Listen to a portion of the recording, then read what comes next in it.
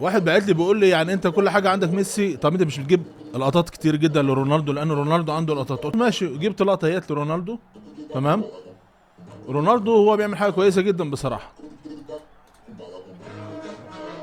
وهو بيتفرج على التاريخ، بيتفرج على الكوره كلها. والله دي بالنسبه لي حاجه كويسه، وهتكلم بجد يعني بصراحه اقول لكم ليه.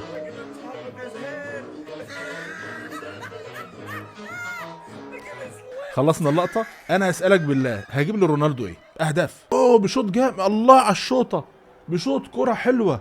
طب وبعدين؟ انا جبت له الاهداف بتاعته الحلوه اللي هي الدبل، شويه لقطات من مانشستر يونايتد موجود عندي في القناه، بص هتلاقي فيه لقطات كده جايبها له، بس مش كتيره. لكن تيجي تبص على اللقطات ومحتوى ميسي، الاف لحد دلوقتي، لحد دلوقتي ميسي بيعمل محتوى وبيعمل لنا فيديوهات كتيره جدا ان احنا نحب نتفرج عليها.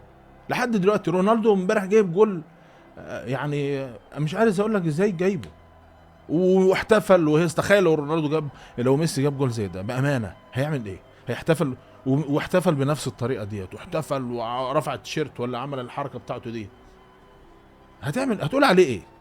انا مش هجيب لرونالدو ايه بالله عليك؟ اهداف؟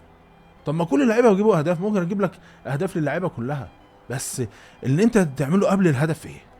هل انت بنيت الهجمه، خدتها من البدايه، عديت كل اللعيبه، عرفت تجيب هدف خرافي انت تتجنن وانت بتتفرج عليه؟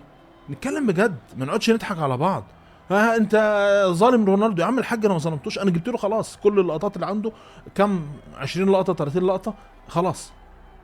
هات لي بقى الاف اللقطات زي ده.